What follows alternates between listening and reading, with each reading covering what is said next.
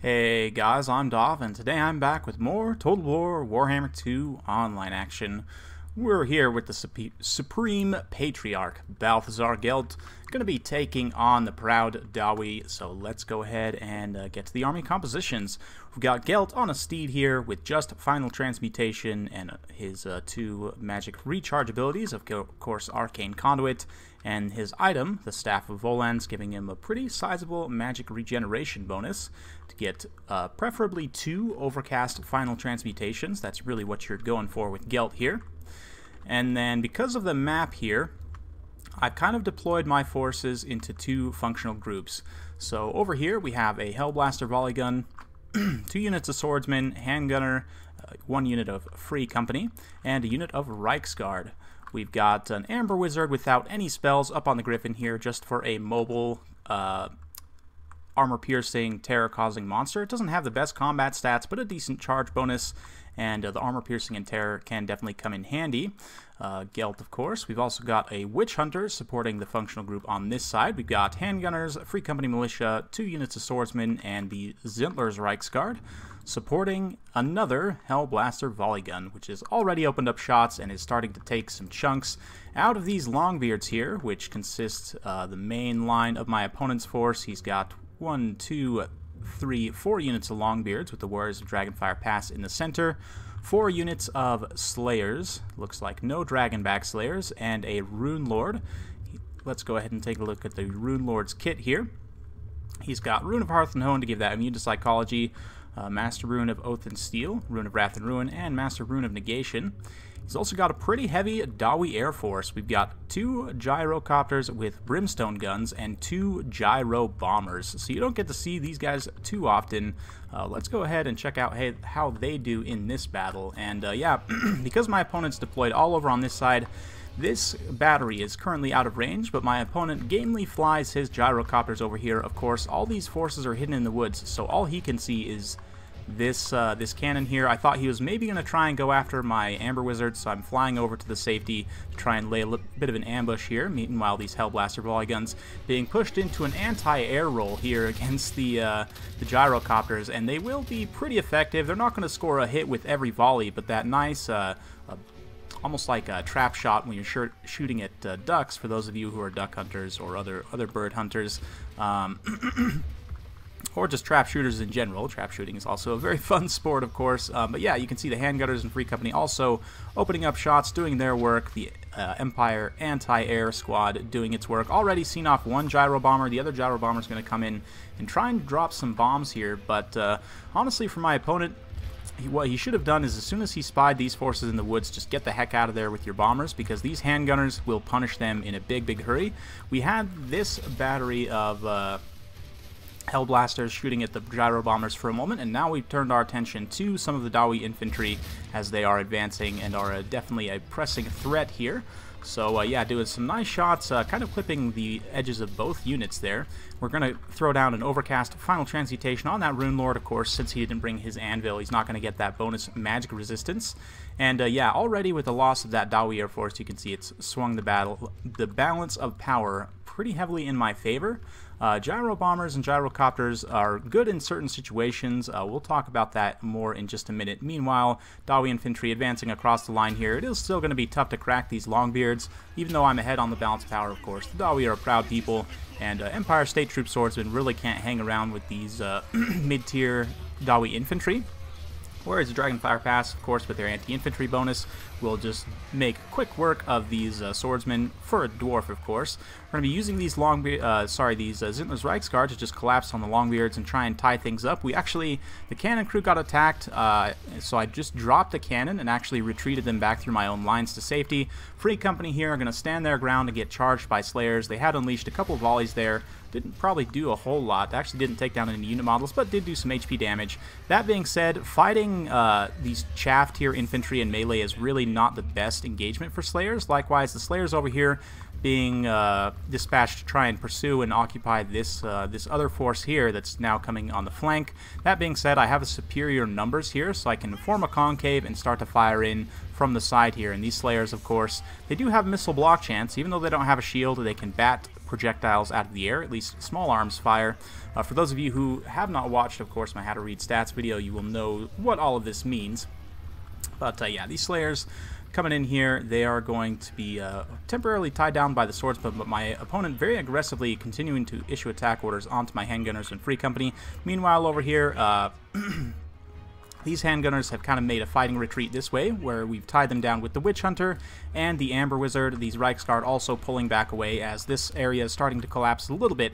Swordsmen will definitely get worked down over time here, but again, when the Slayers are fighting Swordsmen, it's not necessarily the most cost-effective trade. We've also been able to do enough damage to the Longbeards, you know, that it was cost-effective in the end. Again, this is more just about holding these guys down while we get the other guns and so on into position.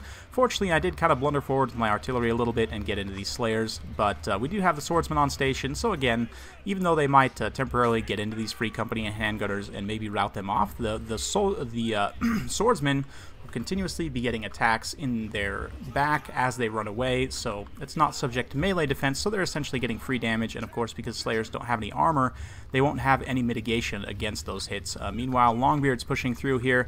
My handgunners are going to have to retreat, so we're going to go ahead and... Oh, I thought I was going to charge in with Balthasar there, but looks like Balthasar is coming around to the side. We're going to get the Reserve Reichsguard here that have yet to be deployed, and the Amber Wizard here collapsing on this unit of Longbeards, which... Longbeards do have charge defense against large, but of course you have to be braced and they have to charge you in the front.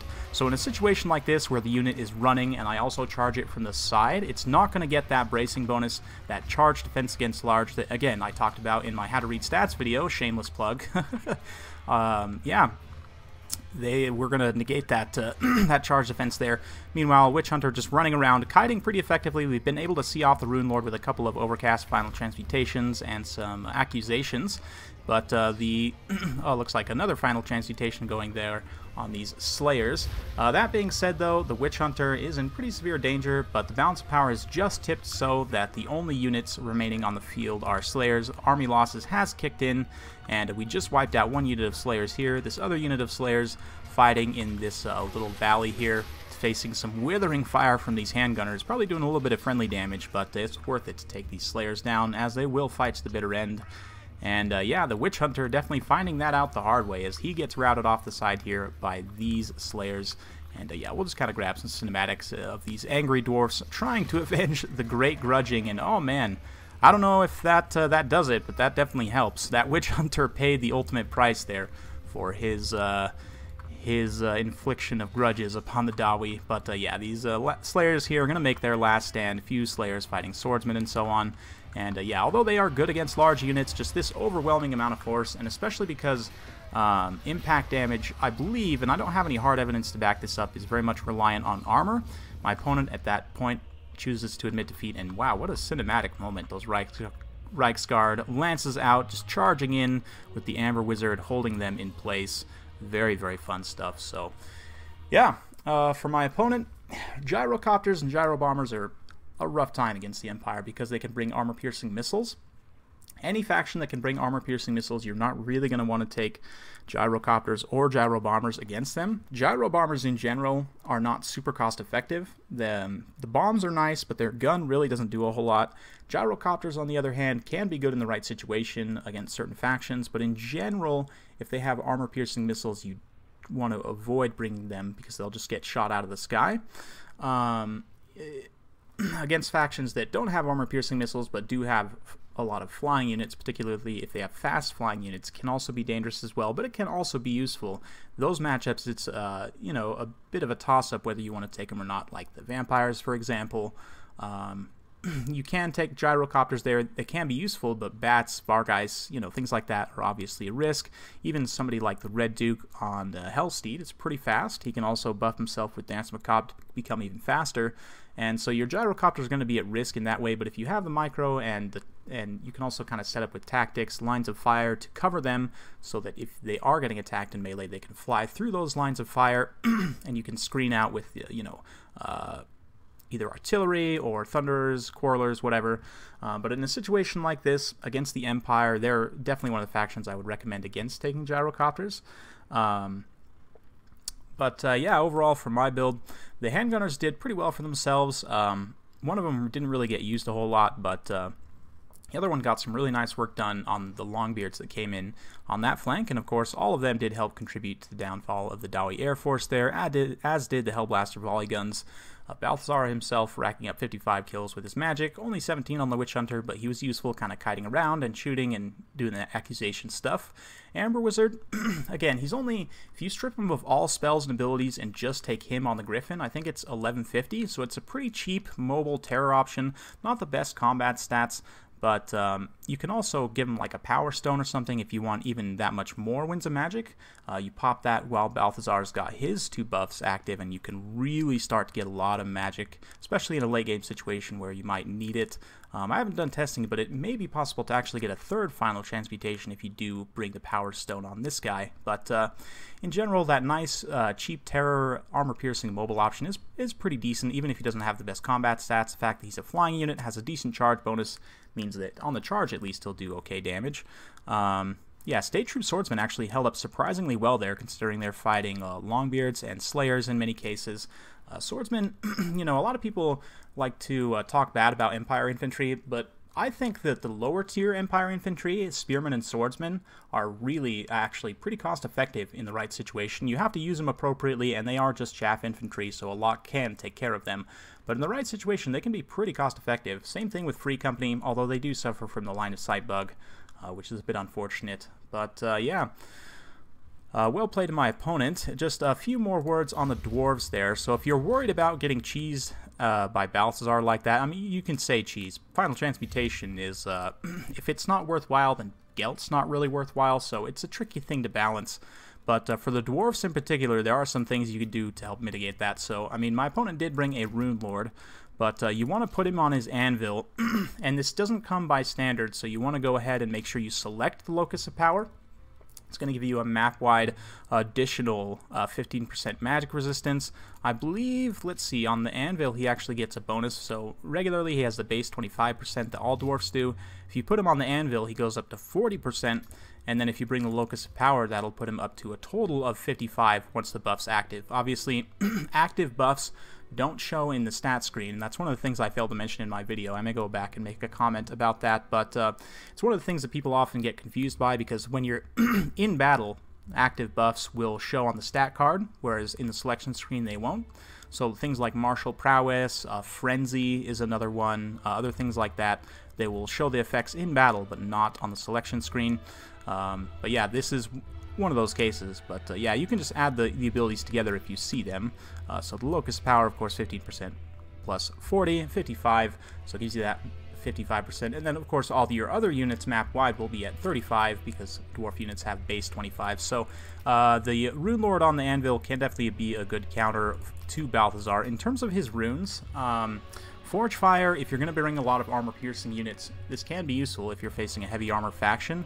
My opponent didn't really have that many armor-piercing units, so it probably would have been worth his while to cut that. You bring the Locus of Power. Rune of Hearth and Home, it depends on what build you're running. If you're running a very Miner and Dwarf Warrior heavy build, then you probably want to bring this. Otherwise, if you're going with more Longbeards and higher tier infantry, it's not worth bringing. Longbeards already have immune to psychology. You know, Slayers, of course, are unbreakable.